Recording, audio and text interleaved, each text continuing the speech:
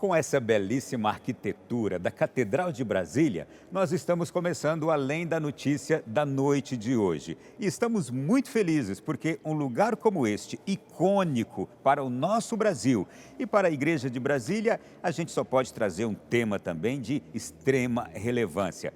O nosso Além da Notícia de hoje, ele quer contar um pouco da história do Brasil com a história de Brasília e da Igreja de Brasília, que estão muito entrelaçados.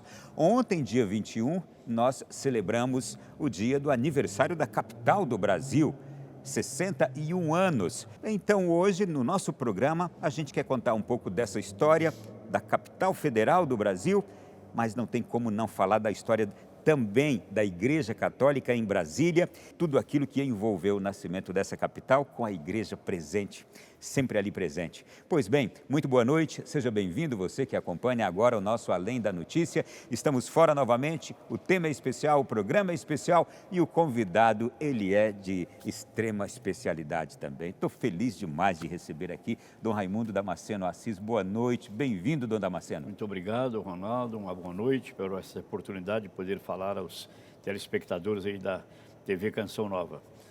Um dia justamente após, a celebração do 61º aniversário da inauguração de Brasília, a nova capital do Brasil, e também 61 anos de criação e de inauguração da Arquidiocese de Brasília.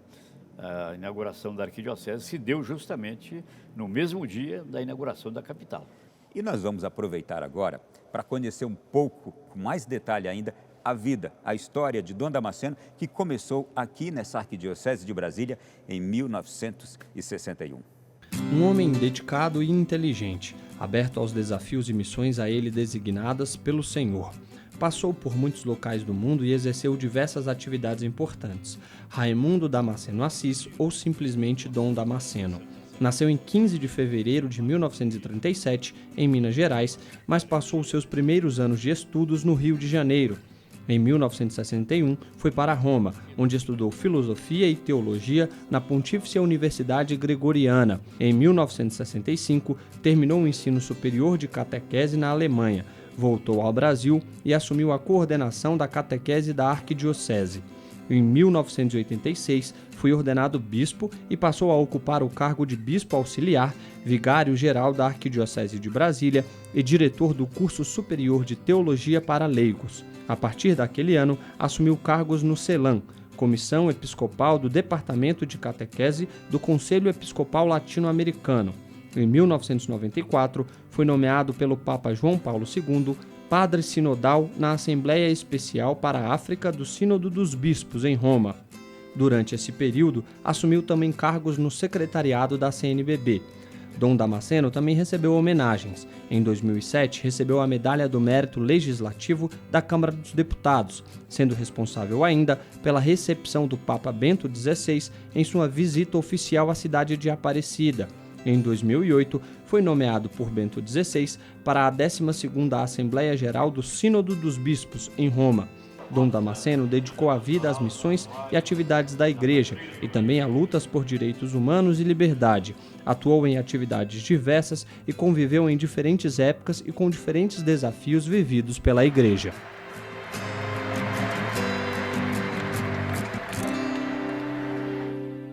Dom Damasceno, e tem muita história de fé, tem história de política, tem história de vocações, tem história de desenvolvimento do país, tudo muito ligado e que o senhor conseguiu colocar neste livro aqui, que a partir de agora apresento em primeira mão ao Brasil. Atenção, é um lançamento quentíssimo que acaba de sair pela edições CNBB, a Igreja Católica em Brasília, nos seus primórdios, Dom Raimundo Damasceno Assis. Dom Raimundo, que beleza de obra. Eu já tive a oportunidade de olhar com muito detalhe, mas de ler ainda não.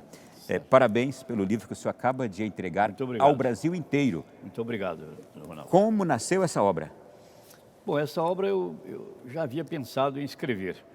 Um pouco da minha experiência, vivida aqui em Brasília, desde 1960, quando o arcebispo de Mariana, Dom Oscar de Oliveira, me mandou para Brasília.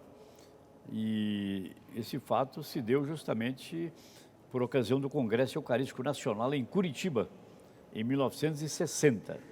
Um mês após a inauguração da Arquidiocese e também da capital, Dom Nilton foi a Aparecida para participar do Congresso Eucarístico em Curitiba, e lá também se realizou a Assembleia dos Bispos, e ele fez um apelo a alguns bispos. Eu estou começando uma arquidiocese onde não tem nada. Dom Nilton, a quem Dom Damasceno se refere, Dom José Nilton, Nilton, primeiro arcebispo de Brasília. Perfeito. Então ele fez esse apelo. Eu preciso de padres, eu preciso de seminaristas. As paróquias poucas que existem lá, naquela época, quando ele começou, existiam 11 paróquias, criadas por Dom Fernando Gomes dos Santos, arcebispo de Goiânia, porque... Que respondia aqui por Ele Brasília. respondia, o território do Distrito Federal estava sob a jurisdição do arcebispo de Goiânia, até a inauguração da Arquidiocese de Brasília, que aconteceu em 1960. Aí passa Dom Nilton a presidir essa igreja particular de Brasília, mas começando praticamente do nada. Então, ele fez esse apelo. O meu arcebispo na época, o arcebispo de Mariana, né, Dom Oscar de Oliveira, atendeu o apelo dele e disse: Dom Nilton, eu vou lhe dar um presente, vou lhe mandar um seminarista no 3º ano de filosofia, concluindo a filosofia, de modo que o senhor pode depois designá-lo onde o senhor desejar para ele fazer a teologia e se ordenar e trabalhar lá na Arquidiocese. Esse é o presidente da Arquidiocese de Mariana. O senhor foi o primeiro seminarista e padre que a Arquidiocese de Brasília ganhou? Eu fui o primeiro seminarista. Seminarista, sem dúvida. É claro que outros se ordenaram antes. Por exemplo, Dom Jesus se ordenou antes, mas ele veio depois. Dom Jesus, que se tornou bispo também na década de 80, depois já é falecido. Bispo de Oliveira e já faleceu. O Dom Ávila já veio como padre, evidentemente, né? Dom Geraldo do Espírito Santo Ávila, que mais tarde se tornou arcebispo militar do Brasil. Arcebispo militar, mas foi bispo auxiliar também de Brasília.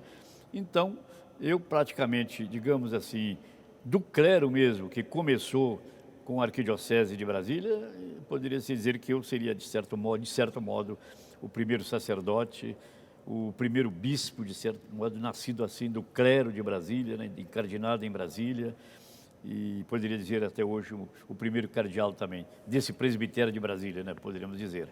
Este livro que o senhor acaba de apresentar ao Brasil, ele tem aqui o prefácio de Dom Sérgio da Rocha. Perfeito, que era o então arcebispo de Brasília. De Brasília, quando o senhor começou a escrevê-lo. Perfeito. Ele tem o pós-fácio de Dom Paulo Costa. O atual arcebispo. O atual arcebispo. Mas de onde veio a ideia de fazer este livro, contar essa história? O senhor já tinha o desejo de fazer isso? Eu tinha o desejo de escrever esse livro justamente para deixar registrado esses primeiros anos da Arquidiocese de Brasília, porque eu participei dessa história, entende, como primeiro seminarista. E achava que era um dever moral meu deixar por escrito aquilo que eu vi, aquilo que eu ouvi e aquilo que eu vivenciei, né, nesse período aqui em Brasília. Porque os padres daquela época, o Dom Nilton, primeiro arcebispo, Dom Geraldo Ávila, bispo auxiliar, Dom Jesus e muitos outros padres, né, da época, desse primeiro período da igreja em Brasília, religiosos, leigos também, atuantes na Arquidiocese, eles já passaram para a casa do Pai. De tal modo que eu não tenho nenhum mais contemporâneo desse período. Né, o senhor é a semente daquela época. De certo modo, eu vim como uma semente, né, que desabrochou, cresceu, me tornei padre, me tornei bispo auxiliar de Brasília, até ir para Aparecida, de modo que eu achava que era um dever moral eu registrar aquilo que eu vivenciei, porque é uma história vivenciada, não é uma história contada por ter ouvido de alguém, né? É uma história que eu vivi e eu achava que devia registrar isso para a posteridade, entende? E fui motivado ainda mais por Dom Sérgio da Rocha, que era o arcebispo de Brasília, quando eu voltei de Aparecida para cá. Ele preparou a celebração do 60º aniversário da Arquidiocese de Brasília e pediu a mim, Dona Alcântara, quem sabe, para comemorar os 60 anos da Arquidiocese, os 60 anos de Brasília, você poderia então aí escrever as suas memórias, entende, a sua vivência desse período aqui em Brasília, nos primeiros anos. E eu me senti motivado pelo Dom Sérgio, então pus mão à obra. E é claro, tinha que limitar o período, porque senão não terminaria nunca o livro. Então determinei o período, 56 onde começam os preparativos, né, para a construção da nova capital, até 1970, quando ocorreu o 8º Congresso Eucarístico Nacional em Brasília, que, segundo o Dom Nilton, foi justamente o momento do amadurecimento da igreja em Brasília. E eu fui o coordenador pastoral desse congresso, de modo que eu termino justamente o livro no 5º capítulo com o Congresso Eucarístico. E depois se segue, então, o pós-fácil de Dom Paulo César, que é o atual arcebispo da Arquidiocese de Brasília. Dom Damasceno, tem muitos detalhes importantes em sua caminhada, em sua trajetória. Tem o seu tempo em que o senhor sai daqui, estuda em Roma, volta para cá, depois como sacerdote, depois ordenado bispo, depois chamado ao cardinalato. Tem as várias funções que o senhor exerceu na Igreja do Brasil, no mundo, os cargos no CELAM, também no Vaticano. Mas tudo começou aqui. Tudo começou aqui. E o senhor contava uma coisa importante. Dessa primeira decisão de aceitar o convite do arcebispo, né, para vir para Brasília. Tudo começou aí. E o senhor me contava um detalhe muito especial. Quando o senhor chegou aqui em Brasília, na rodoviária, o que o senhor viu e o detalhe de chegar na rodoviária? O único ônibus que parou na rodoviária era o meu. Só tinha um ônibus na rodoviária de Brasília? Ônibus, o meu ônibus, que vinha de Belo Horizonte. Eu peguei esse ônibus em Belo Horizonte, de noite, para chegar aqui de manhã. Acontece que este ônibus teve um defeito em Três Marias. E eu, muito curioso... Estrada de chão na época? Não, já era asfalto. De lá para cá tinha asfalto? Muito precário. Asfalto só e nada mais. Sim. Não havia restaurantes, não havia nem polícia rodoviária federal. De modo que eu parei, o ônibus parou em Três Marias, estava sendo construída a hidroelétrica de Três Marias, dentro do governo JK. E o motorista disse, bom, o ônibus a gente não sabe se vai demorar o conserto, de modo que vocês podem sair, até tirar as malas. E eu tirei a minha mala e fui ver a construção da barragem do Rio São Francisco para a construção da hidrelétrica de Três Marias. Demorei um pouco, conversei com um engenheiro, perguntando... Que idade tinha nessa época o senhor? Eu tinha mais ou menos, naquela época, acho que 18 anos. Olha só. E quando eu volto para pegar o ônibus, pensar que ele já tivesse reparado com o defeito, o pessoal da rodoviária disse... Sou vigário, me chamavam de sou vigário porque eu estava de batina, sou vigário. O ônibus, o motorista chamou várias vezes pelo senhor, o senhor não estava, ele partiu para Brasília. Meu Deus! Isso já era anoitecendo, era para chegar de manhã. Eu já estava à noite ainda em Três Marias. Aí ele falou, não tem problema não, a polícia vai levar o senhor até o asfalto, com uma lanterninha na mão, não tinha posto, não tinha nada. Me levou até o asfalto, o primeiro ônibus que parou, da Itapemirim, ele mandou parar e perguntou se tinha vaga. Tem vaga aí para o senhor vigário ir até Brasília? Tem sim, manda ele entrar. Entrei, fui chegar em Brasília no dia seguinte, entende? E quando chego na rodoviária... E não tinha nem como avisar que tinha dado alguma coisa errada. Não tinha nem celular, não tinha nada, não podia avisar nada. É certo que eu cheguei aqui, o meu ônibus era da Araguarina, a empresa era Araguarina. Chego, desço do ônibus, olho aquela rodoviária imensa, só o meu ônibus, e eu praticamente sozinho na rodoviária, com mais alguns passageiros que desceram. Aquilo me assustou um pouco, peguei um táxi e fui diretamente à casa do Dom Nilton, ali na 707, onde mora hoje o Dom Falcão, né? Ali era a residência do arcebispo, e ali, então, fiz o primeiro contato com ele. Vamos agora conversar, falar para as pessoas, Dom Damasceno, que Brasília era aquela que o senhor encontrou aqui, naquele 1961? Era uma cidade em construção, né? O JK, ele fez, digamos assim, as obras mais importantes para o sucessor dele não encontrar uma desculpa para retornar ao Rio de Janeiro. O mais difícil ele construiu. Então estava a residência do presidente, o Palácio da Alvorada, estava o Palácio do Planalto, onde o presidente despacha, estava o Congresso Nacional, estava o Supremo Tribunal Federal. As vias do plano piloto estavam todas asfaltadas, mas a cidade estava em construção. A Asa Norte nem sequer existia, evidentemente, mas estava asfaltado, né, o eixo. Brasília era um canteiro de obras ainda, obras inacabadas. Obras inacabadas. Já tinha inaugurado, né? Tinha inaugurado. Mas não tinha concluído ainda as obras. Inclusive fez a estrada Rio-Brasília, na BR-040, justamente para poder chegar a Brasília, porque os primeiros materiais para a construção de Brasília foram transportados de avião, porque não havia maneira de chegar por terra a Brasília. Então ele fez o mais difícil, colocou ali digamos assim, os edifícios mais importantes para funcionar, né? A Câmara, o Supremo. Nós estamos aqui a poucos metros da esplanada dos ministérios. Justamente. Como era essa esplanada aqui, Não, esses não prédios? havia nada, não havia grama, era tudo terra, o centro era terra. Aquele terreirão. Aquela terra vermelha, né? Sim. De poeira. E os ministérios ainda em obras, entende? Um ou outro terminado. O Itamaraty, é claro, não estava em construção. E a catedral era um buraco onde nós estamos hoje. Aqui onde nós estamos era o quê? Era um buraco, como a gente vê. Apenas havia essas parábolas, essas colunas, digamos ainda em cimento. Essa concreto, catedral, bruto. portanto, ela não existia? Não existia, claro. Bom, e como é que naquele 1961 foi inaugurada a Arquidiocese de Brasília? Ela foi inaugurada num barraco ao lado da catedral. Então aqui à nossa direita. Aqui ao nosso lado, num barraco. Talvez uns 30 ou 50 metros daqui. Num barraco que estava aí como um barraco futuro, né, para abrigar os operários, os engenheiros que deveriam dar continuidade na construção da catedral. Então ali era o estaleiro dos trabalhadores. Os trabalhadores. E ali o Dom Nilton, numa sede que está guardada aqui na sacristia, que ele usou para tomar posse, estava, claro, o governo, as autoridades principais, né, federais. O senhor estava nessa missa? Não estava não, porque eu vi, isso foi em 60, eu cheguei aqui em 61, no governo Jânio Quadros, que sucedeu ao governo Juscelino. Então, estava o presidente da República. Sim, mas a inauguração da Arquidiocese foi em 61? Também, não, 60. 60. A Arquidiocese foi criada em 60, em fevereiro de 1960, pelo Papa João XXIII, e inaugurada no mesmo dia da inauguração da capital, 21 de abril de 1960. Eu cheguei um ano após a inauguração. Portanto, estava bem no início, né?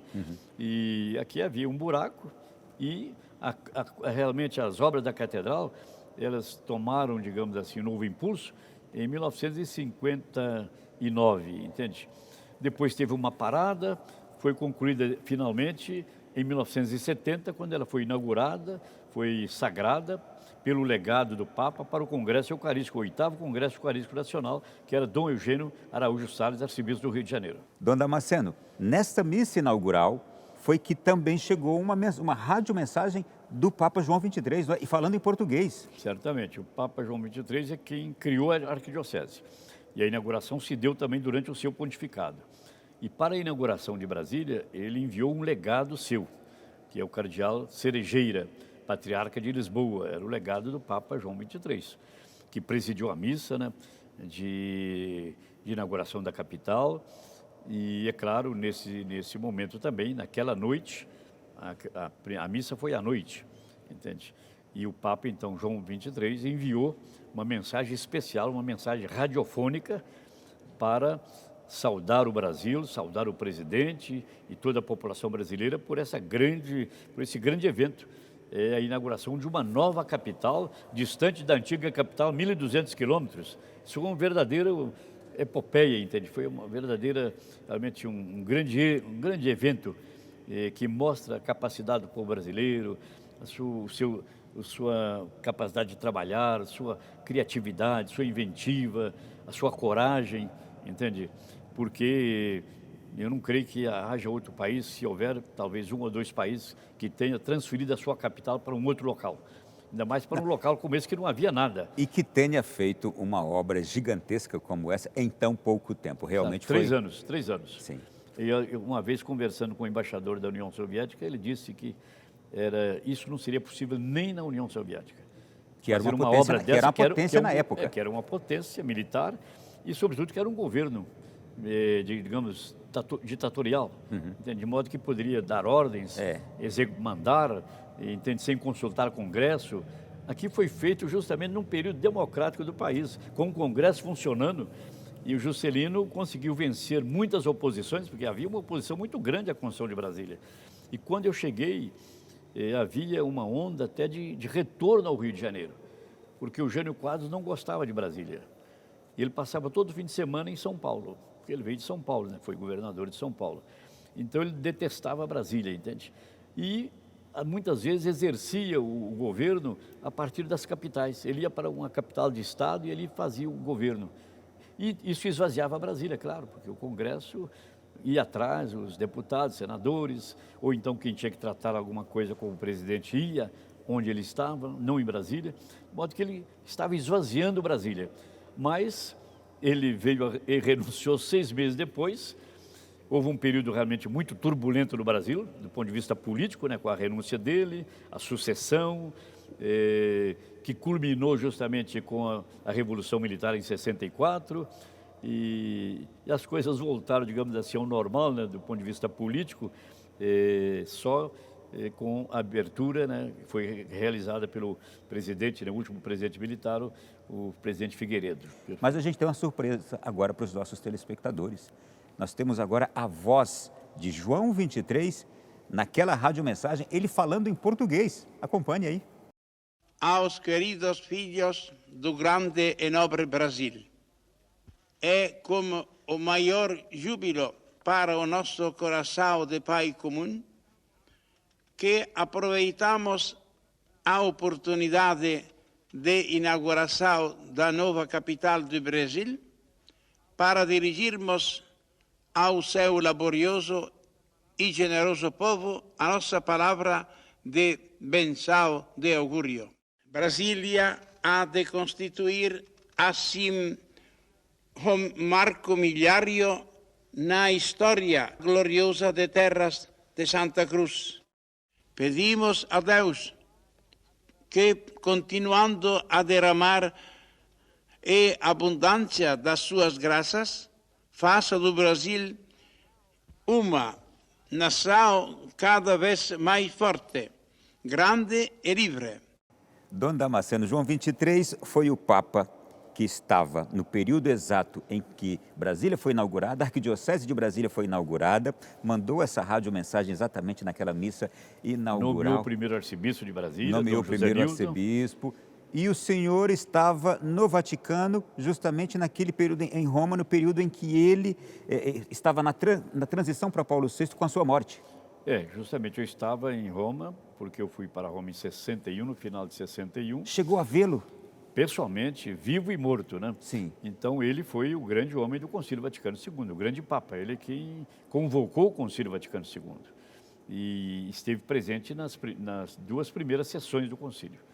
Veio a falecer, né, durante o Concílio, assumiu o pontificado o Papa Paulo VI, que então continuou esta obra maravilhosa do Concílio Vaticano II, encerrou o Concílio Vaticano II e procurou aplicar também as conclusões do Vaticano II para toda a Igreja, que depois foi continuada, evidentemente, pelo Papa João Paulo II, porque o Papa João Paulo I faleceu 33 dias depois, né, da sua eleição, de modo que esse Concílio Vaticano II, que continua a iluminar a Igreja, o Papa Bento XVI, ele falou que a bússola segura para a Igreja são os ensinamentos, os documentos do Concílio Vaticano II, que continuam sendo aplicados, aprofundados, cada vez mais se tira riquezas desses documentos. Eu creio que o Concílio ainda não foi totalmente aplicado, né, em toda a sua amplitude na Igreja de hoje. Alguém já lhe explicou de onde vem esse bom português de João 23? Porque não era comum um Papa falar tão bem o português naquela época, assim. Um Papa italiano. Ele era italiano, falava algumas línguas estrangeiras, sobretudo o francês e o espanhol, porque ele foi núncio apostólico, né, antes de ser Papa. Foi núncio na Bulgária, núncio em Paris, de modo que falava bem o francês, mas ele conseguia ler em português e pronunciava bem o português, como se pode ver pela radiomensagem que ele enviou ao presidente da República, ao povo brasileiro, por ocasião da inauguração da nova capital, Brasília. O senhor chegou em 61, ficou quanto tempo aqui antes de ir para Roma para concluir seus estudos lá? Eu fiquei aqui mais ou menos 5 a 6 meses. Do período foi o período do governo do Jânio Quadros, que durou 5 a 6 meses. E aí o senhor vai para Roma. Como é que o senhor continuou acompanhando as notícias aqui do desenvolvimento, tanto da nova capital, quanto da nova arquidiocese que tinha surgido, que o senhor pertencia já a ela, o senhor como estudante lá em Roma? Como é que chegavam as notícias? Eu quero lembrar que para preparar meus documentos para viajar para Roma, eu tive que fazer essa documentação na Cidade Livre, no Núcleo Bandeirante. Lá era o centro de Brasília. Brasília não tinha quase nada, né? O Itamaraty estava ainda no Rio de Janeiro, então havia representações apenas. Então eu preparei a documentação, viajei para Roma, mas o contato meu com a arquidiocese se deu justamente durante o período do Concílio Vaticano II. E eu passei todo o meu período da teologia em Roma durante o Concílio Vaticano II. Então, todos os anos, de 62 a 65, os bispos iam a Roma para participar do concílio. Então, Dom Nilton, todo ano, a partir de 62, quando começa o concílio, ele vai a Roma, 63, 64, 65, de modo que eu tinha ali contato com ele durante 2 meses cada ano, durante o concílio. As sessões do concílio duravam 2 meses. Começava em outubro, novembro, geralmente começo de setembro era o encerramento da sessão do concílio. Então eu tinha contato permanente com os bispos do Brasil e principalmente com o arcebispo de Brasília, Dom José Nilton, que nos levava as notícias, nos falava, no caso, por exemplo, do regime militar, das dificuldades que a igreja enfrentou, e de como ia Brasília, de como ela avançava, de como ela progredia, de modo que eu nunca perdi o contato com Brasília desde que eu vim para cá em 1960. Aqui em Brasília a gente tem o seguinte slogan, lema, que eu aprendi desde a década de 80, quando cheguei aqui também no Damasceno. Brasília, cidade sonho de Dom Bosco, capital da esperança, cidade mais jovem e moderna do mundo. É tudo isso mesmo? É, sem dúvida nenhuma. É a cidade moderna, né? Inclusive toda a arquitetura, né, dos edifícios principais da arquidiocese, aliás, da cidade de Brasília, foram projetados pelo grande arquiteto, né, Oscar Niemeyer, entende? E isso é marcante. O plano urbanístico foi de Lúcio Costa, o grande construtor foi Israel Pinheiro, que foi o primeiro presidente da Nova Cap. Nova Cap foi uma companhia criada justamente aqui para acompanhar a construção de Brasília. Então, e o Juscelino, o fundador. Então, nós temos 4 personagens aí muito importantes. O arquiteto, que é Oscar Niemeyer, projetou todos os edifícios principais da cidade, do governo federal e até do municipal. Depois nós temos aí o urbanista, que projetou o projeto do plano piloto de toda a cidade, Lúcio Costa. Temos o construtor, que é o Israel Pinheiro, um homem de vontade, decidido, engenheiro, que se não fora o Israel Pinheiro, segundo alguns, talvez Brasília até não conseguisse se concretizar, porque ele era um homem de personalidade muito forte e de muito trabalho.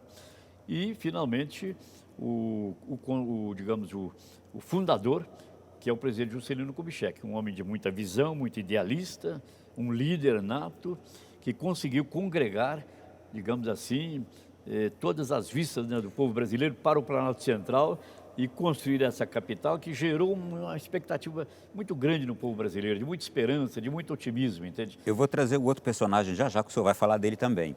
Mas eu estou me lembrando aqui agora, enquanto o senhor fala de Lúcio Costa, Israel Pinheiro, Juscelino Kubitschek, que estão todos sepultados aqui no cemitério de Brasília, no Campo da Esperança, e estão sepultados num lugar privilegiado, ali no cemitério, um ao lado do outro.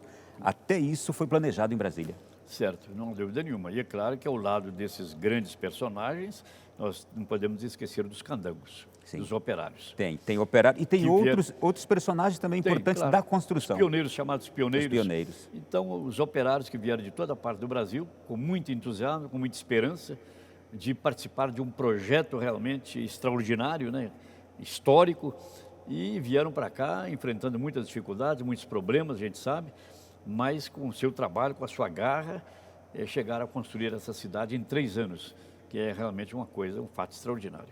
Que conversa agradável esta aqui hoje, e o lugar também é dos mais magníficos. Estamos no interior da Catedral de Brasília, conversando com o cardeal arcebispo emérito de Aparecida, Dom Raimundo Damasceno Assis, que colocou neste livro a história da Arquidiocese de Brasília, o título A Igreja Católica em Brasília nos seus primórdios, que inevitavelmente é uma história confundida com a história do nascimento de Brasília, a nova capital do Brasil, que mudou completamente o nosso país. E a gente está, ao mesmo tempo que recalcando a história de fé, a história política também do nosso país nos últimos 60 anos. O programa vai continuar, nós vamos agora apenas a um intervalo. Já a gente volta com muitas outras coisas boas aqui na sequência. Antes da inauguração da capital federal, o arcebispo de São Paulo, Dom Carlos Carmelo de Vasconcelos, celebrou a primeira missa de Brasília no dia 3 de maio de 1957, mesma data que foi realizado o primeiro ato litúrgico após o descobrimento do Brasil. A missa aconteceu no ponto mais alto da cidade, o Cruzeiro. Um altar de lona e madeira foi pensado por Oscar Niemeyer para a realização do momento eucarístico. Cerca de 15 mil pessoas acompanharam a celebração, dentre elas o presidente Juscelino Kubitschek, o vice-presidente João Goulart, parlamentares, diplomatas, jornalistas, índios e trabalhadores que já estavam em Brasília para o início das obras. A missa aconteceu na Praça do Cruzeiro porque é neste espaço que está fincada a cruz de madeira que determina o ponto referencial da construção de Brasília. Há uma ideia de religiosidade presente em todo o processo de construção. Não por acaso, no ponto mais elevado, geograficamente falando, do plano piloto de Brasília, foi erigido um cruzeiro com madeira oriunda da primeira missa celebrada quando os portugueses chegaram aqui em 1500, e esse cruzeiro está lá até hoje. Aliás, ele dá nome ao primeiro bairro, se assim a gente pode dizer, que vai aparecer em Brasília depois da inauguração. Um bairro voltado preferencialmente para funcionários públicos de menor escalão que vieram da antiga capital, que era o Rio de Janeiro. A cruz de madeira presente na praça é uma réplica da original que hoje está exposta na Catedral de Brasília. A celebração marca a vida espiritual da cidade.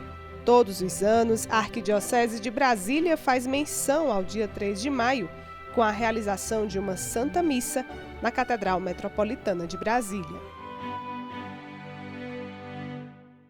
Estamos de volta no Além da Notícia desta noite. Hoje uma exclusiva, uma entrevista maravilhosa com Dom Raimundo Damasceno Assis. Dom Raimundo Damasceno, quantos mandatos presidente da CNBB? Não, na CNBB eu fui apenas uma vez. Presidente, 2 vezes secretário. 2 vezes secretário. Do CELAM? Também do CELAM secretário, porque no CELAM, pelos estatutos, não pode se repetir a presidência.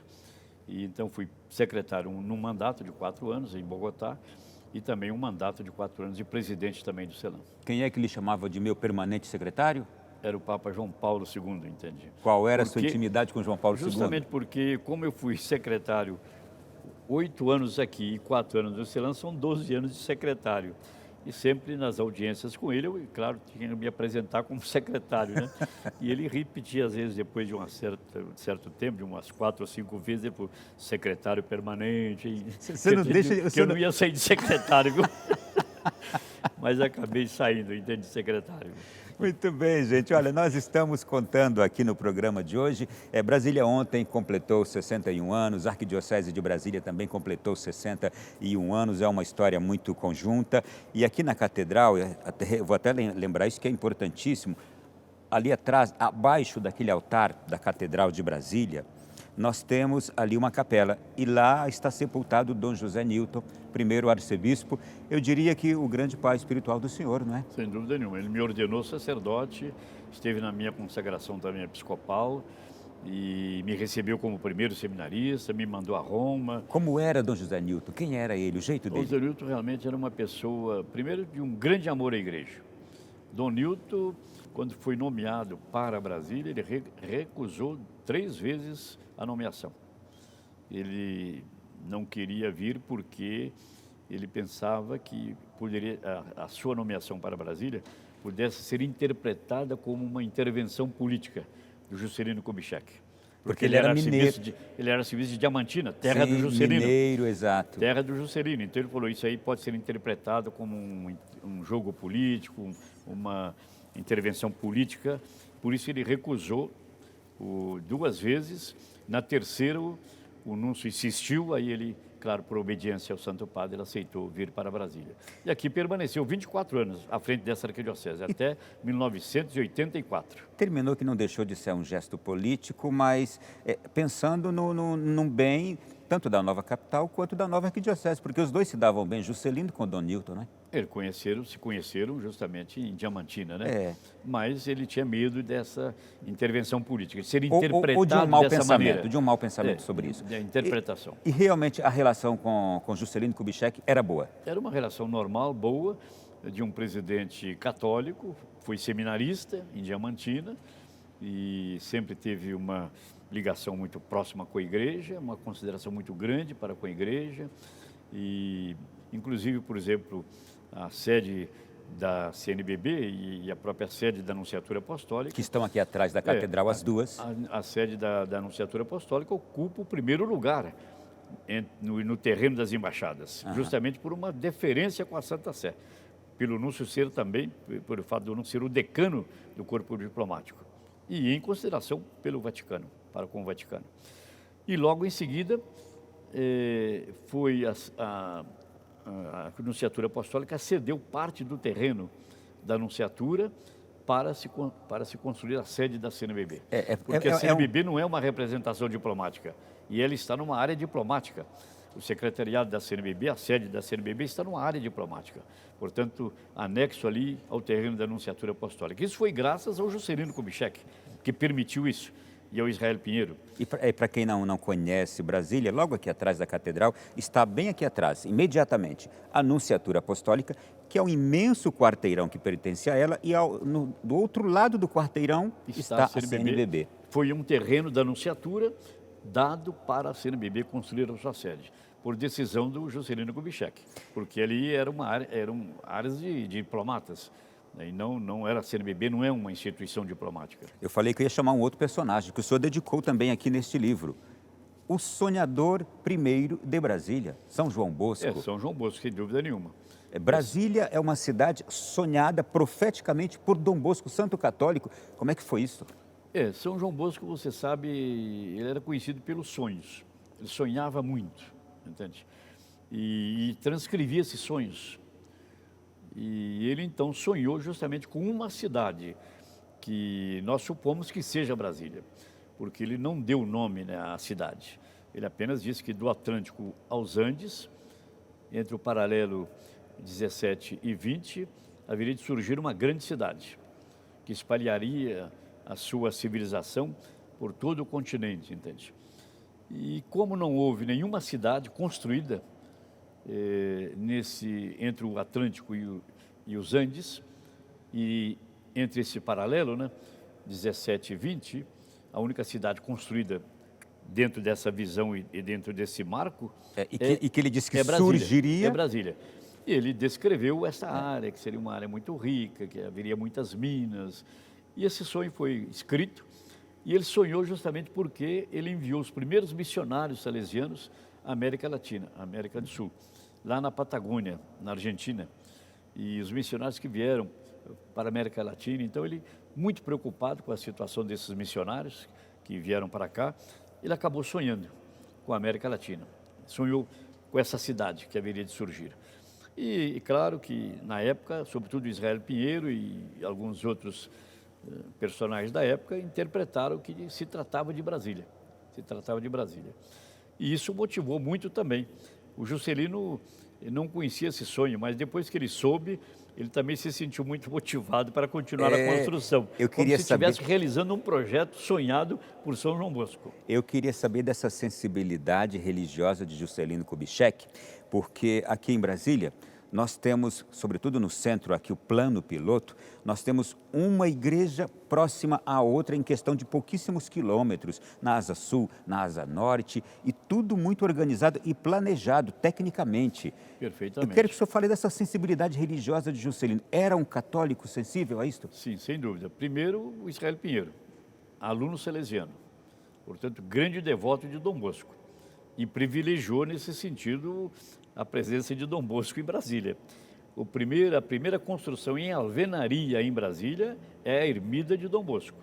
Ele fez questão de construí-la lá, olhando para Brasília, para o plano piloto, para o Palácio da Alvorada, como que pedindo a proteção de São João Bosco para a cidade. À beira deste lago que as pessoas podem ver nas imagens da televisão quando mostradas. Bem ao fundo do Palácio da Alvorada, do outro lado do lago. Então, ali está um lugar marcante da história. E é importante dizer isso, tem muita gente que não sabe, mas tem ali, tem uma ermida de Dom Bosco. Em alvenaria, construída pelo Israel Pinheiro. Bom, depois o projeto do plano piloto, que era também previsto para satélites, com relação aos conjuntos, chamados conjuntos paroquiais, foi já justamente pensado pelo próprio Niemeyer, pelo próprio Lúcio Costa, entende? E os conjuntos paroquiais, como você sabe, são 11 na asa sul, 11 na asa norte. Então, são 22 conjuntos paroquiais. Quando eu falo em conjuntos paroquiais, eu entendo a paróquia no centro e 2 colégios ao lado, um masculino e um feminino, ou então uma obra social da igreja. Então, nós temos aí uma arquidiocese que começa com uma estrutura muito bem planejada e com um serviço pastoral religioso à população realmente muito facilitado, porque as paróquias são muito próximas da população e abrange mais ou menos um número de habitantes, cerca de 15 mil habitantes por paróquia. Eu quero saber como é que Dom José Newton, com quem o senhor conviveu, foi seu bispo primeiro, como é que ele lidava com esta situação, porque ele estava numa arquidiocese nova que não tinha padres, que não tinha seminaristas, mas ele via no projeto de Brasília e na sensibilidade dos construtores de Brasília, esse projeto pensando numa igreja muito presente. Muito próxima do povo. E não existia essa igreja ainda. Como é que ele lidava com isso? Havia apenas o projeto. Como é que ele lidava com isso? Claro, isso começou com o próprio arcebispo de Goiânia, Dom Fernando, que ficou à frente aqui, digamos, do Distrito Federal, de 57 a 60. Então, ele criou as primeiras 11 paróquias, já fazendo parte desse conjunto. Isso realmente só foi possível naquela época, entende? Além da catedral, que estava bem localizada junto aos poderes federais. Então, isso realmente é algo especial. Eu também ia tocar nessa questão da localização da catedral. Poderíamos até dizer que a Catedral de Brasília é o primeiro de todos os ministérios. Claro, não há dúvida nenhuma. Está aqui ao lado dos ministérios. E é muito interessante notar isso, que o Israel Pinheiro tinha sugerido que a catedral fosse construída lá onde foi a primeira missa, no cruzeiro onde está lá uma marca da primeira missa, atrás do Memorial JK. Mas o Niemeyer falou, não, deve ser no local onde está já marcado, que é esse local. E então a igreja teve essa facilidade, sem dúvida nenhuma, naquele começo, entende? Com todas as suas dificuldades, evidentemente, financeiras, dificuldades humanas, não tinha sacerdotes. Vamos voltar aqui, é aqui que eu quero chegar. Os construtores estavam prevendo lugares para a igreja estar presente e assistir ao povo que chegaria a Brasília, aos candangos. Fazendo parte do projeto do plano piloto. Todavia, a igreja, eu digo agora, a igreja com pessoas, com seus padres e seminaristas, não tinha ainda essa condição de ocupar esse espaço. Como o Dom Newton lidou com isso? Algumas foram ocupadas ainda no tempo do Dom Fernando, Ronaldo. Nas 11 primeiras paróquias até 1960. Ele criou 11 paróquias. Aí foram os religiosos. Não havia nenhum padre do clero diocesano.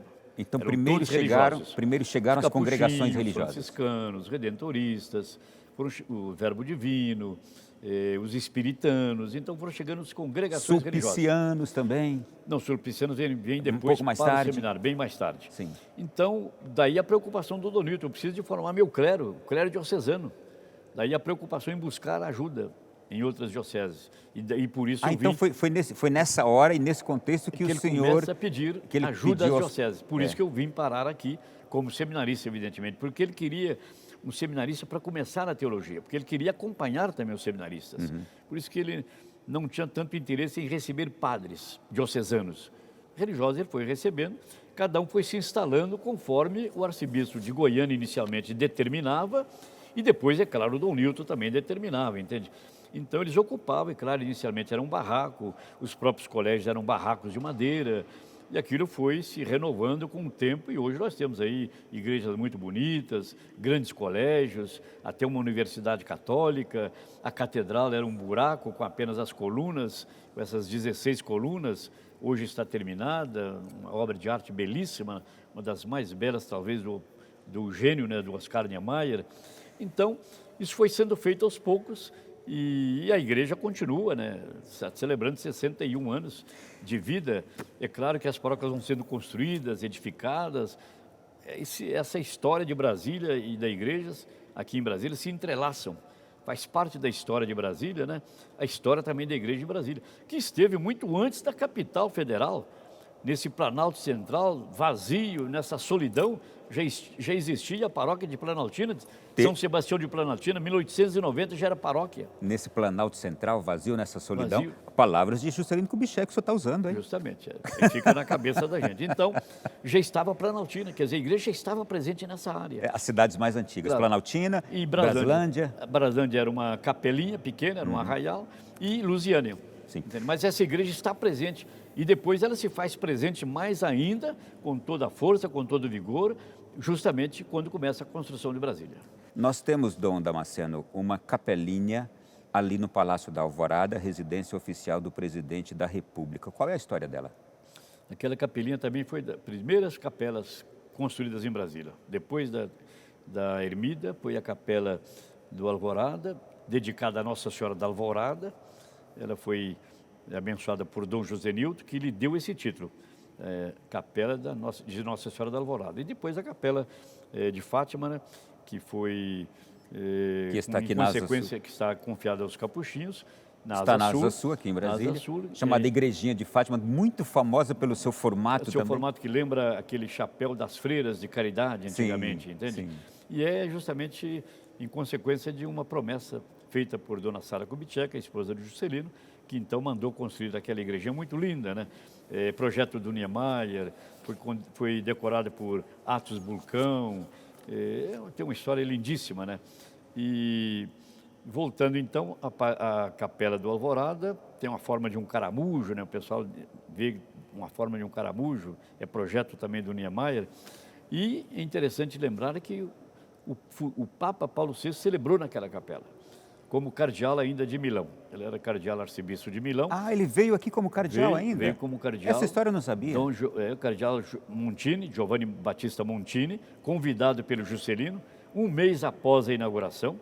Em junho de 1960, ele esteve em Brasília, visitou a catedral, que estava em obras, evidentemente, e celebrou na Capela do Alvorada, de modo que aquilo é um dado histórico, que não existe essa placa na capela. Eu até um dia quero sugerir a alguém que coloque essa placa, porque é muito significativa. Tem a placa da bênção de Dom Nilton e a data, mas da celebração do cardeal Montini nesta capela não existe uma referência histórica. E ele foi o futuro Papa, o grande Papa, né, do Concílio Vaticano II, e hoje santo, eu acho que merece ter uma placa comemorativa na capela do Palácio da Alvorada. Todas essas histórias estão neste livro. Estão nesse livro. Olha, você que está acompanhando o programa agora, olha a capa desse livro. Vai passar agora aí, vou pedir para a nossa equipe colocar, os dados da editora CNBB. Você pode pedir esse livro de onde quer que você esteja agora, ou entra no site da CNBB.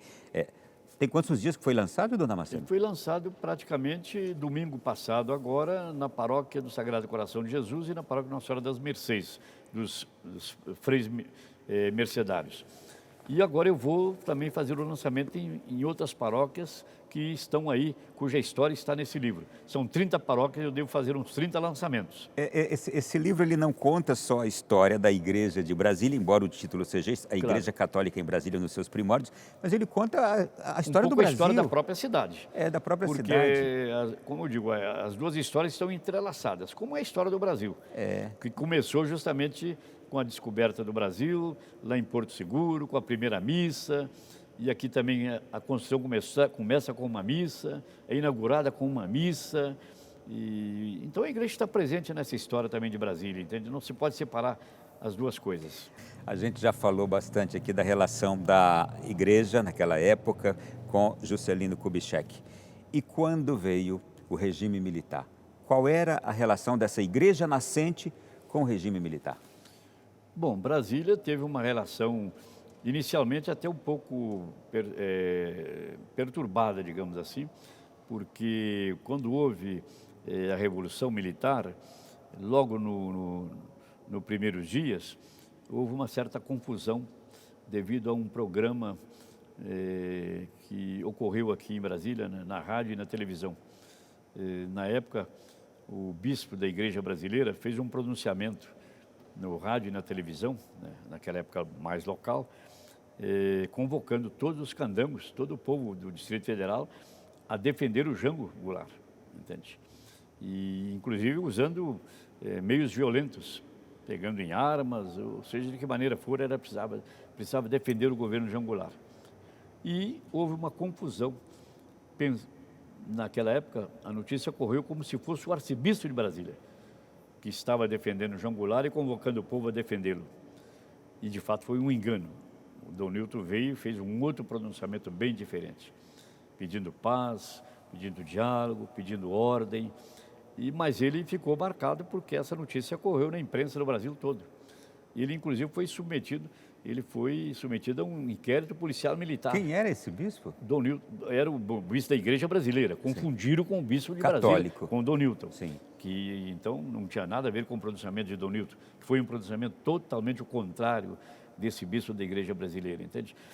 Então, essa relação ficou um pouco, digamos assim, perturbada, mas o Dom Nilton, com o seu jeito, ele foi novamente estabelecendo contatos, diálogos com os governos, né, militares da época, mas nós sabemos que no Brasil, de certo modo, houve muito sofrimento, né, por parte de muitas pessoas da igreja, tanto leigos como sacerdotes e até bispos. Em geral, também eu já escutei que líderes da igreja no Brasil, bispos e cardeais, presidentes da CNBB, eles tinham um livre acesso aqui ao Palácio do Planalto. Sim, claro. Eles chegavam, conversavam e até batiam na mesa em alguns momentos. Perfeito, já, claro. Já ouvi de alguns que até batiam na mesa e conversavam ali duramente com o presidente da época. A CNBB também na época, Dom Luiz Loscheider, o próprio Dom Ivo, Dom Luiz, Eugênio Salles, o próprio Ivo Loscheider, entende? Dom Evaristo Arnes. Eles tiveram um papel muito importante digamos, eram aqueles que eram a voz daqueles que não tinham voz. Sim. Portanto, os presos, aqueles que eram muitas vezes visados pelo próprio regime. Mas, por exemplo, o Congresso Eucarístico, o 8º Congresso Eucarístico, acontece justamente no período do regime militar, em 70. Era o presidente Garrastazu Médici. E o Congresso foi maravilhoso, os frutos do Congresso foram maravilhosos, entende? Quer dizer, se podia trabalhar, mas havia muito controle e tinha que haver muito cuidado nesse período, entende? Do regime militar que, graças a Deus, foi se abrindo, né? Com o governo Geisel, ele finalmente chegou à transição, digamos, para um regime democrático no final do governo Figueiredo. Que conversa agradável esta aqui hoje, e o lugar também é dos mais magníficos. Estamos no interior da Catedral de Brasília, conversando com o cardeal arcebispo emérito de Aparecida, Dom Raimundo Damasceno Assis, que colocou neste livro a história da Arquidiocese de Brasília, o título A Igreja Católica em Brasília nos seus primórdios. O programa vai continuar, nós vamos agora apenas a um intervalo, já já a gente volta com muitas outras coisas boas aqui na sequência. Estamos de volta no Além da Notícia desta noite, hoje uma exclusiva, uma entrevista maravilhosa com Dom Raimundo Damasceno Assis, a inauguração da CNBB, Conferência Nacional dos Bispos do Brasil, aqui em Brasília. Ela se dá também nesse mesmo período do nascimento da capital e da Arquidiocese de Brasília? Não, foi bem depois, entende?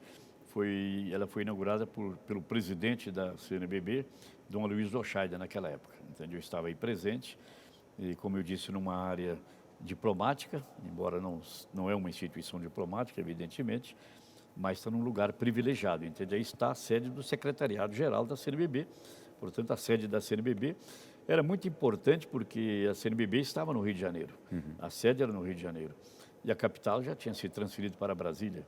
Então, os contatos com as autoridades, com o governo federal, com os ministérios, e também o acompanhamento, né, digamos, do Brasil, se dava muito melhor aqui perto do governo, entende? Por isso, a importância da construção da sede da CNBB aqui nesse local, bem central, num lugar todo especial, né? Ao lado da Anunciatura Apostólica. Então, era muito importante para a CNBB ter a sua sede na capital federal, como os demais organismos, né? Seja do governo ou também de outras instituições, entende, particulares. E aí a CNBB chega em Brasília em que ano? Ela chega em Brasília... Porque ela tinha sido fundada em 1952, estou vendo aqui no... Não, 52 fundada na sede no Rio de Janeiro, é claro. Isso. Não, mas ela veio bem depois, em 1977, talvez 76, tem aí, é claro, no livro, a data não vem aqui agora à minha cabeça, entende?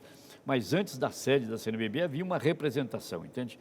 Aí que 15 de novembro de 1977. 77. Isso, então, inaugurada em Brasília. Certo. Então havia uma representação antes, como havia uma representação da Anunciatura Apostólica antes de construir a sede da Anunciatura, como também a sede da CNBB. O livro está cheio também de fotografias que acompanham Tem esses algumas relatos. fotografias para ajudar na leitura, ilustrar algum evento, um pouco a história também da igreja em Brasília. Algumas igrejas primitivas estão aí, entende? O seminário está aí, a construção do seminário, a própria catedral, na sua fase ainda inicial, está aí. Há várias, a própria capela que hoje é tombada, né, em Planaltina, está aí também no livro. Não podia colocar muitas fotografias, porque o livro ficaria muito grosso, né, imenso. Né? Então, algumas ilustrações, porque isso ajuda o leitor e torna a leitura mais agradável. Dom Damasceno, nós estamos aqui nessa catedral agora. E qual é a história dessa catedral? E, de modo particular, quem chega, quem vem a Brasília, logo na entrada já percebe algo muito especial. Certo. Nós temos ali os 4 apóstolos. De um lado nós temos 3 apóstolos, do outro lado nós temos apenas um. Como é que o senhor explica essa arquitetura? São os 4 evangelistas. Então, de um lado você tem os evangelistas que escreveram cada um evangelho, que nós chamamos de sinóticos. Isto é, os evangelhos deles são muito comuns, tem muitas cenas em comum entre os 3, embora todos eles tenham alguma fonte especial própria, mas tem algo muito comum deles. São João toma um caminho diferente, ele não repete o que está nos evangelhos sinóticos, ele toma um caminho próprio, entende? Repete apenas alguns eventos dos evangelhos sinóticos, por isso ele se distingue dos 3 evangelistas, chamados sinóticos. Por isso ele está isolado. De um lado estão os 3 e de outro lado está São João, porque o seu evangelho toma um rumo diferente, ele retrata cenas que os evangelhos sinóticos não retratam. Certamente ele não quis repetir aquilo que já era conhecido através dos outros evangelistas. Então essa é a razão de ser dessa separação. Então, é a explicação. Quem chega aqui e vê de um lado 3 evangelistas. Talvez não entende por que um está separado dos 3. Dos outros 3. Justamente por essa razão. Entende? Os 3 têm muito em comum o evangelho, os 3 evangelhos, por isso estão juntos, e o evangelho de São João é bem característico. Por isso ele é representado até com a águia, né? Com uma águia, aquele que tem uma penetração muito profunda, né? Na vida de Jesus, na pessoa de Jesus, nos seus ensinamentos. Então, muitas coisas que estão no evangelho de João não estão nos evangelhos sinóticos. Por isso essa separação. Tem outra coisa interessante na história dessa catedral, os sinos. Qual é a história que envolve esses sinos aqui? É muito interessante, entende? A catedral tem 16 parábolas, as 16 colunas, e cada uma delas pesa 90 toneladas e 45 metros de comprimento, até de uma extremidade à outra. Os 3 anjos, muito importante, o maior com 300 quilos, o médio com 200 quilos e o menor com 100 quilos. Esses que estão aqui atrás da gente. Estão aí atrás de nós. Depois você me fez referência com relação ao campanário. Os sinos são 4 sinos, que tem o nome, 3 deles têm o nome das caravelas, de Pedro Álvares Cabral, que chegaram ao Brasil. Santa Maria. Mina, Santa Maria e Pinta. Né? E Pilarica, em homenagem a Nossa Senhora do Pilar, porque é uma devoção muito cara aos espanhóis. Foi uma doação do governo espanhol. Mas a primeira doação, os primeiros sinos doados à catedral, eles afundaram no Atlântico. O navio se afundou no Atlântico, de modo que esses sinos se perderam no fundo do mar. Puxa. Mas o governo espanhol fez uma segunda doação. De modo que esses sinos que nós temos aqui no campanário é uma segunda doação. Os primeiros sinos realmente não chegaram ao Brasil. Eles se afundaram no fundo do mar até hoje. Estão lá até hoje, não sei a quantos mil metros, né, no fundo do mar, entende? Abaixo do nível do mar. Mas, de qualquer maneira, foi uma consideração muito especial do governo espanhol. E é bom lembrar também que o altar que está aí é de mármore de Carrara, é doação do Papa Paulo VI. Esse altar aqui, o altar-mor da catedral, é doação do Papa Paulo VI. Ele já veio pronto, só montado aqui, entende? Esse altar. Qual foi aquele episódio do dia da inauguração dos sinos da catedral ter se dado a demissão do ministro do Exército? Teve um fato extraordinário, né? É um evento histórico que não deixa de ser importante. Eu estava aqui também participando da inauguração do campanário. Isso foi no dia 12 de outubro, a data exata não está aqui na minha cabeça do ano, mas foi dia 12 de outubro, festa de Nossa Senhora Aparecida. Estava, acho que é 77, se não me engano. Está no livro. Estávamos inaugurando o campanário. 1977, exato. 77. E ali o rumor, as conversas ao pé do ouvido era de que o ministro do Exército tinha sido demitido. Naquela época, o ministro do Exército era a função de ministro, né? Atualmente não, nós temos os comandantes militares e o ministro da Defesa. Naquela época não havia o Ministério da Defesa, era o ministro do Exército, entende, que tinha esse título. E jamais o ministro do Exército havia sido demitido. Muito importante, e que o que acontecia na história do Brasil é que geralmente o ministro do Exército demitiu o presidente da República, Sim. né? E não o contrário. E nesse dia, justamente, foi o contrário. O presidente da República, que era o general Geisel, demitiu o ministro do Exército. Eu me lembro até hoje. O ministro do Exército chamava-se Frota, Silvio Frota. Ele estava liderando um movimento contra a abertura do regime militar. Para a democracia. Ele queria fechar o regime mais ainda. E é claro, o Geisel era um presidente que estava justamente com um projeto de abertura, de transição do regime militar para o regime democrático. Ele preparou isso, como ele dizia, devia ser um passo feito gradativamente, com segurança, entende?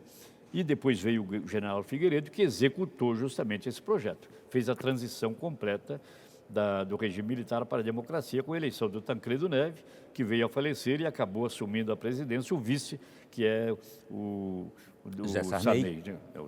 o presidente Sarney.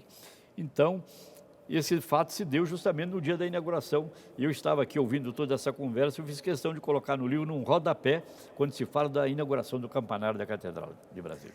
Dom Damasceno, contando essas histórias todas, mas aí a gente chegando agora nesse momento presente. Brasília se tornou uma das igrejas mais vigorosas do Brasil. Eu escutava, numa determinada época, não sei se foi o Dom João Braz de Avis, quando aqui foi arcebispo, se já foi o próprio Dom Sérgio, Brasília tem hoje o maior número de movimentos pastorais, serviços da igreja no Brasil. É a arquidiocese talvez mais repleta de diversidade e de riqueza de participação. Tem um clero gigantesco hoje, que pode inclusive servir e serve a outros também. Como explicar esse vigor de uma igreja que começou tão pobre, não é? Certo, começou do zero. E que o senhor foi a semente. Vou contar de novo isso. Claro, cada um foi os primeiros operários, né, da primeira hora que vieram cuidar desta vinha, né, do Senhor. Foram sacerdotes, os primeiros bispos, muitos leigos engajados, comprometidos, agentes de pastoral, muitos religiosos, tanto do ramo feminino como do ramo masculino. Até hoje temos muitíssimas congregações. Até hoje tem uma riqueza muito grande da presença dos religiosos aqui entre nós. De modo que todos eles foram esses instrumentos nas mãos de Deus para implantar essa igreja, que com o tempo foi se solidificando. Hoje é uma igreja madura, como você está dizendo.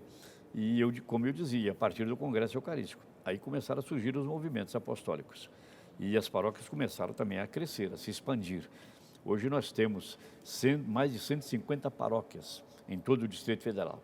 Começou com 3 paróquias, as 3 primeiras em 57. E um clero entre diocesanos e religiosos que chega hoje quase a 400 padres. Hoje uma presença grande do clero diocesano. Sim. E também de religiosos.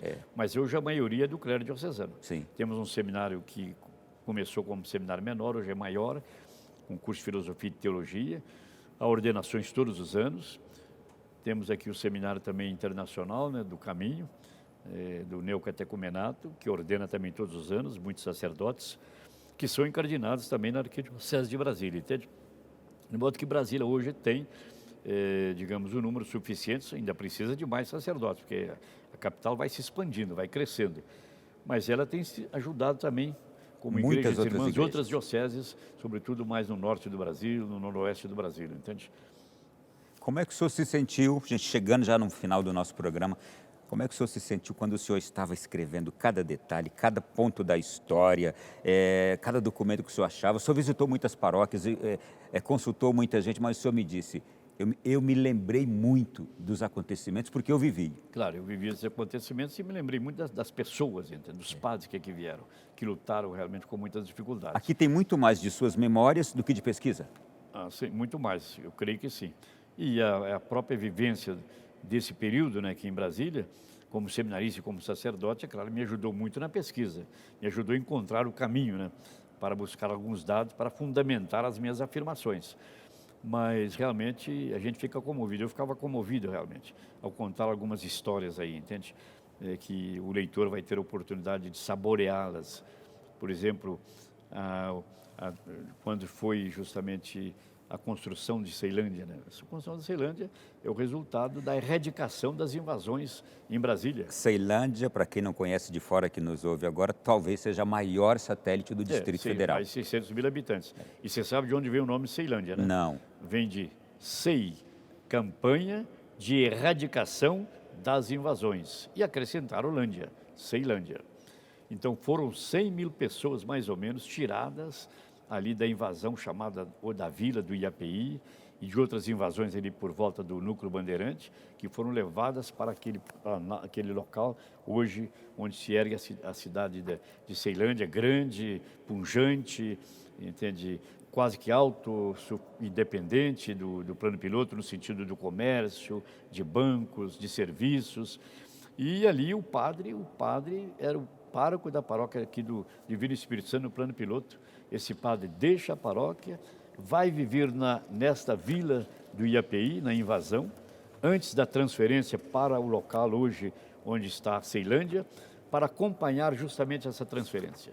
Vivendo na pobreza, numa invasão, para depois acompanhar essa população lá na Ceilândia e ajudar a construir aquela cidade, porque eles receberam apenas o material de construção, o resto cada um tinha que ser, tudo era feito em mutirão, e ali surge a primeira paróquia da Ceilândia, a paróquia da Ressurreição, que eu conto aí.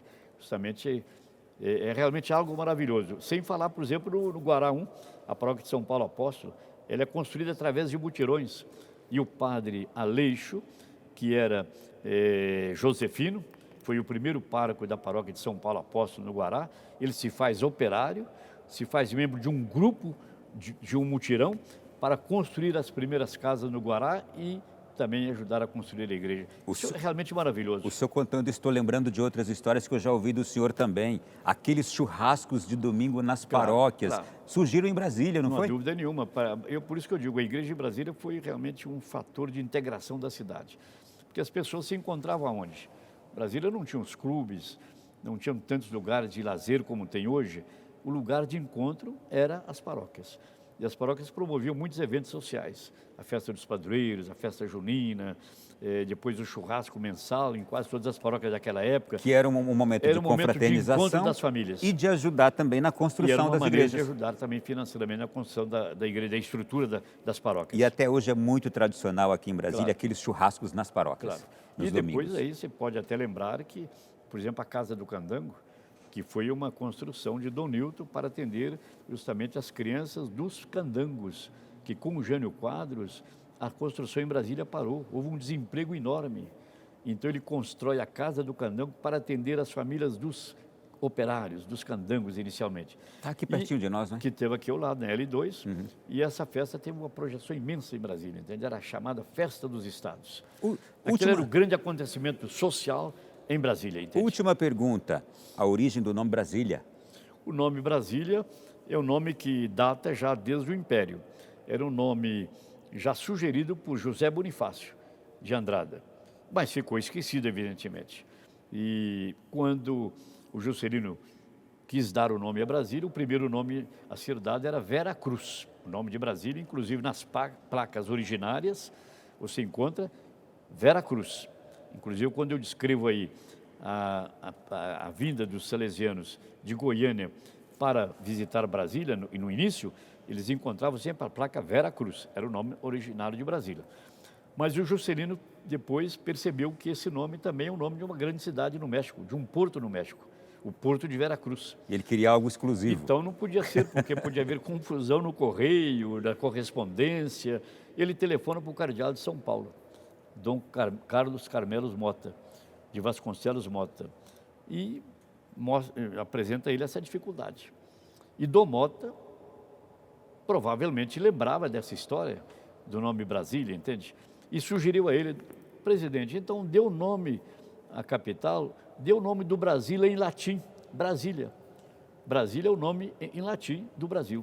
E o Juscelino, é claro, aceitou aquilo com uma satisfação e algo novo e um nome muito simpático, né, para nós brasileiros. O nome do próprio país, algo inédito, que é o nome da exclusivo, capital em latim.